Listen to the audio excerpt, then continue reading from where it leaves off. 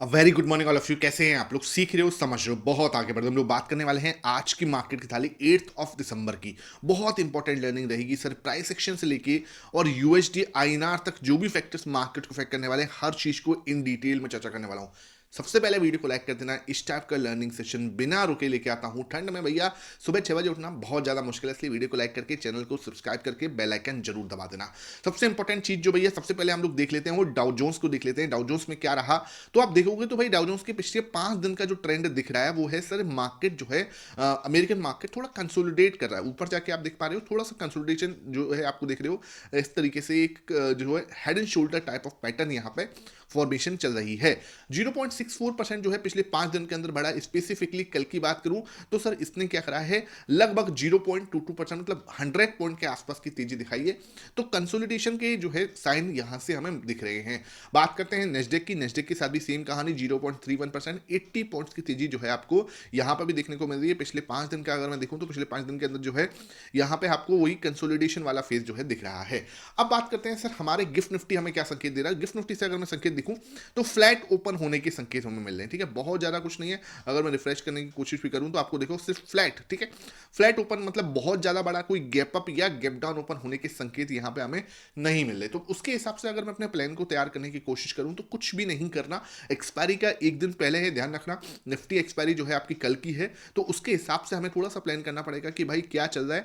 यहाँ पे आप देखोगे तो एक बहुत ही प्यारा सपोर्ट लाइन जो ट्रेंड लाइन चल रही है वो आपको दिख रही है। अब देखो इस ट्रेंड लाइन के बहुत दूर जा चुके हैं हम। अगर मैं 21 का ईएमए भी लिखाऊं यहाँ पे आपके सामने, अगर मैं मूविंग एवरेज लगा रहा हूँ और मैं 21 का लगा रहा हूँ, ठीक है ना, और ये मैं एक्सपोनेंशियल लगा रहा हूँ, ठीक है, तो आप देखो 21 की ईएमए से हम बहुत दूर नहीं है। यहाँ पे समझना, देखो इन चीजों को आपको पकड़ना होता है। इससे ट्रेंड लाइन से हम दूर हैं, ठीक है। अगर ये 21 का ईएमए यहाँ पे नहीं होता, यहाँ होता इस जगह पे, ठीक है, ये कुछ इस तरीके से जा रहा होता तो मैं आपको जरूर बोलता कि यार एक बार को मैग्नेट की तरह ये खींच सकता है, ठीक है। लेकिन क्या हुआ, 21 का ईएमए यहाँ पे ही है, सपोर्ट ले रहा है, ठीक है। अब हमें क्या समझना है कि आपके पास सपोर्ट तो 21 की ईएमए की यहां पे ही है, लेकिन ये आपकी एक नेकलाइन है, समझ रहे हो। ये जो आपका ये लेवल है ना 26,120 के आसपास का जो लेवल है, ठीक है, ये आपके लिए एक नेकलाइन का सपोर्ट है, एक तरह से समझ को, ठीक है। जब ये नेकलाइन आपका ब्रेकडाउन होगा ना, ये जैसे ही आपका ब्रेकडाउन होगा तो ये डबल टॉप जैसी सिचुएशन दिख रही है आपको, ठीक है, डबल टॉप जैसी सिचुएशन क्रिएट हो रही है और मार्केट वापस से आके इसी 26,075, ठीक है, 26,075 इस लेवल के आके आसपास आपको आके सपोर्ट लेता हुआ नजर आ सकता है। सेम कहानी अगर मैं ऊपर की साइड लगाऊं, ठीक है, सेम टू सेम अगर मैं ऊपर की साइड लगाऊं तो आपको यहां पे प्ले आउट होती हुई दिख जाएगी, दिख रही है, बड़े आराम से दिख रही होगी, कहीं भी कोई दिक्कत आपको नहीं होनी चाहिए, ठीक है। ये लेवल जो है आपको आराम से प्ले आउट समझ में आ रहा होगा। इसको मैं यहां से डिलीट कर देता हूं। अब हम यहां पे हॉरिजॉन्टल लाइन लगा लेते हैं।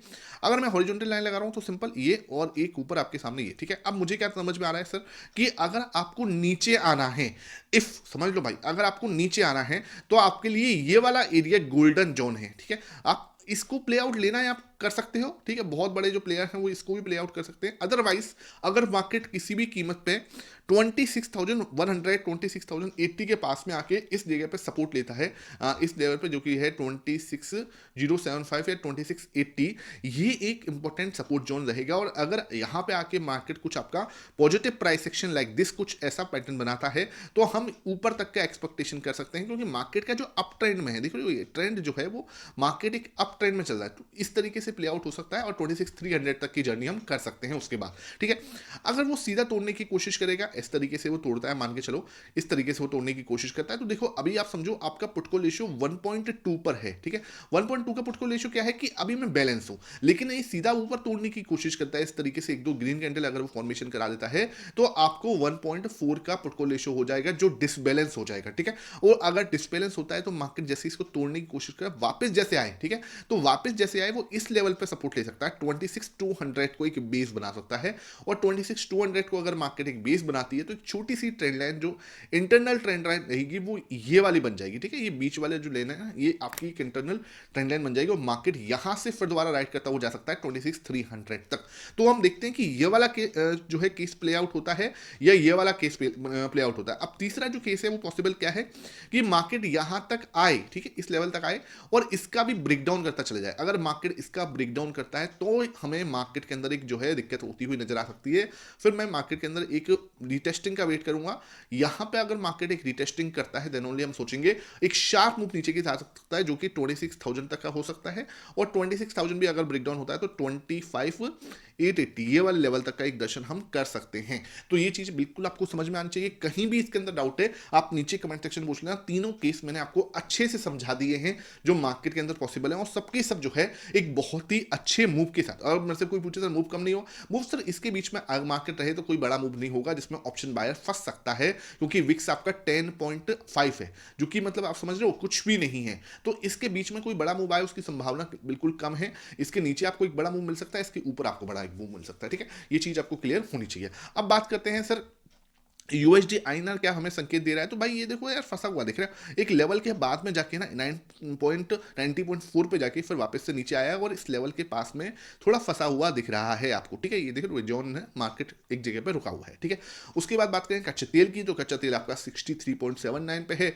मतलब इससे बहुत टाइम से कोई संकेत हमें मिल रही 63.79 पे जाके ना रुक गया है, मतलब ठीक है टिक गया है। अच्छी बात है हाँ, क्योंकि हम इसके एक नेट इंपोर्टर हैं तो भाई ये हमारे लिए बहुत अच्छा हो जाता है। ये कच्चा तेल के रुपए अगर मतलब कच्चा तेल अगर टिका रहे एक जगह पे, आप देखोगे तो यहाँ पे डेली टाइम फ्रेम पे भी आके आप देखोगे तो मार्केट में कच्चा तेल जो है ना कंसोलिडेट कर रहा है बहुत टाइम से एक ही जगह पे, तो ये अच्छी चीज है। ठीक है, उसके बाद बात करें गोल्ड एंड सिल्वर की। गोल्ड एंड सिल्वर से हमें क्या संकेत मिल रहे हैं, तो वापस से इसको भी डेली टाइम फ्रेम पे लगाएं तो यहाँ पे हमें गोल्ड से भी संकेत ये मिल रहे हैं कि गोल्ड भी एक लेवल पे जाके कंसोलिडेट कर रहा है। ठीक है, यहाँ पे आप देखोगे ट्रायंगल टाइप ऑफ पैटर्न दिख रहा है, लेकिन इसका ब्रेकआउट देगा ना तो एक बहुत शानदार मूव मैं एक्सपेक्ट कर रहा हूँ। ठीक है, गोल्ड के अंदर जो लोग सोच रहे हैं रैली खत्म हो गई, ये हो गया वो हो गया, भाई देखो पैटर्न बहुत अच्छा बन रहा है। देखो रैली आएगी नहीं आएगी मैं उसके ऊपर बात नहीं करूंगा, लेकिन मैं इतना जरूर कह सकता हूं कि पैटर्न जो है वो बहुत ही स्ट्रांग बन रहा है। एक ऊपर जाके हम ट्रायंगल फेस में हुए तो ये बहुत ही अच्छा दिख रहा है। 42.34 पे है, बहुत ज्यादा कुछ नेगेटिव या पॉजिटिव नहीं लग रहा मुझे। गोल्ड एंड सिल्वर से वेट एंड वॉच वाली फीलिंग आ रही है। ठीक है, तो वेट एंड वॉच हमें यहां से भी दिख रहा है, गोल्ड एंड सिल्वर दोनों से ही आप देखोगे तो वेट एंड वॉच वाली सिचुएशन है, बहुत ज्यादा कुछ नेगेटिव या पॉजिटिव नहीं दिख रहा। अब यहाँ पर सिल्वर से भी आप देखोगे तो हल्का सा देखो ऊपर की साइड गया है, वहां पर ही क्या कर रहा है कंसोलिडेट कर रहा है ये भी। ठीक है, तो अच्छी बात है, ये कंसोलिडेशन अच्छे एक बड़े मार्केट के अंदर, एक तेजी वाले मार्केट के अंदर एक अच्छा साइन दिखता है। ठीक है, अभी देखें तो 0.68% की मंदी यहां पर दिख रही है, तो ये चीज ठीक है। थोड़ी सी नरमी गोल्ड एंड सिल्वर में है तो बहुत ज्यादा हमें कुछ इतना दिक्कत नहीं है, हल्की हल्की सी नरमी यानी वेट एंड वॉच वाले साइन हमें दिख रहे हैं। पी रेशियो की बात करूं तो पी रेशियो आपका 22.6 पे है, 22.8 पे धीरे धीरे ऊपर जा रहा है, 23 के ऊपर चले जाएगा थोड़ी देर में, देखते हैं लेट्स सी। और उसके बाद पुट को रेशियो 1.2 पर है जो कि अभी तक बैलेंस है, लेकिन थोड़ा ऊपर का मूव आता है तो डिसबैलेंस हो सकता है। ओके, यहां तक की बात आपको समझ में आ गई। उसके बाद डेटा देख लेते हैं। अगर मैं डेटा देखने जा रहा हूं तो भाई सबसे इंपॉर्टेंट डेटा आया था प्रो की साइड से। प्रो ने क्या करा, प्रो ने भाई सीधा बड़ा जो है इकट्ठा बेचा, बार बार क्या कर रहा था, मैं आपको संकेत दे रहा था जब ये 38 पे था ना, यहां से 37 पे था। ठीक है, 37 से मैंने आपको संकेत दिए कि मार्केट के अंदर पलटा हो सकता है। 37 से भाई साहब गए 54 पर। ठीक है, पूरा गेम खेला। मार्केट जब नीचे जा रहा था ये भाई साहब खरीदी जा रहे थे, मैं आपको ये चीज समझा रहा था कि एक बड़ा मूव एक्सपेक्टेड है। उसके बाद आपने देखा कितना शानदार मूव आया। कल जब इसने परसों थर्सडे वाले सेशन में 7.81 खरीदा था तभी मैंने आपको बोला था कि बड़ा मूव आ सकता है, और उसके बाद एक बड़ा मूव आया। भाई साहब ने क्या करा, आपने प्रॉफिट बुकिंग की। ठीक है, अब दिखने वाली बात है कि प्रॉफिट बुकिंग तो की है लेकिन बहुत बड़ी नहीं करी, मतलब अभी भी इसके पास बहुत जगह है। मतलब इसकी जो जनरली प्रॉफिट बुकिंग मानी जाती है ना वो 36% तक आ जाता है, 35% के नीचे चले जाता है, तब हम बोलते हैं हाँ प्रॉफिट बुकिंग कंप्लीट हो चुकी है, अभी नई बाइंग स्टार्ट कर सकता है। ठीक है, तो अभी भी इसके पास ऑलमोस्ट 15% की जगह है। लेट्स सी अभी और खरीदता है या बेचता है। ठीक है, ये देखने वाली बात होगी। आज के लिए इसको मैं वेट एंड वॉच पे डालूंगा, कोई इससे बहुत बड़ा संकेत मैं नहीं लूंगा। ठीक है, उसके बाद बात करें भाई आ गई है वापस से डीआईएस की एंट्री मार्केट के अंदर हो गई है।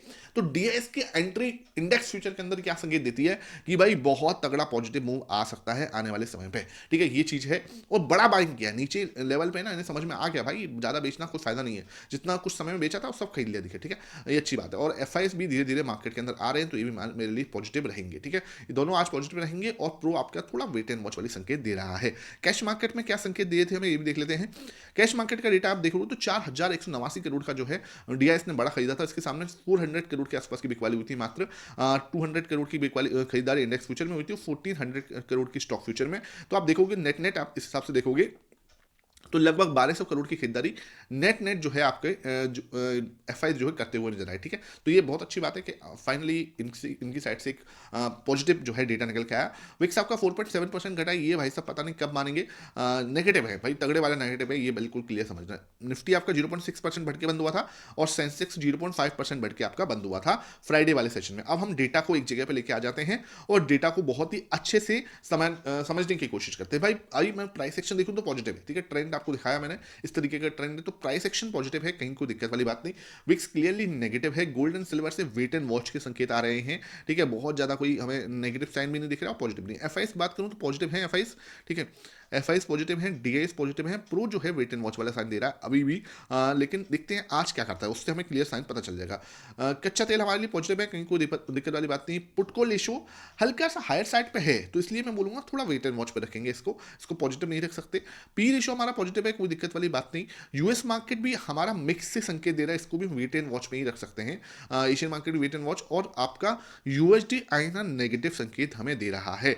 तो अगर मैं इस पूरे पिक्चर को समाप्त करने की कोशिश करूं तो मुझे समझ में आया कि सर हमारे पास 5 कुछ पॉजिटिव ट्रिगर दिख रहे हैं और लगभग आपके 6 आपके वेट एंड वॉच वाले संकेत दिख रहे हैं, 2 नेगेटिव है। तो आज का मार्केट थोड़ा कंसोलिडेट वाला फंसा हुआ रह सकता है। जो हमारी रेंज आपको दिख रही है ना, उस रेंज के अंदर 26,200 ऊपर की साइड है, ठीक है, और नीचे आपका 26,080, ठीक है ये। तो इसके बीच में कहीं ना कहीं हम जो है फंसे हुए रह सकते हैं। इस तरीके का मार्केट मुझे लगता है मार्केट आज रह सकता है, ठीक है। आई होप ये सच समझ में आया। आप अपना पॉइंट ऑफ व्यू नीचे जरूर छोड़ना। Thank you for watching this.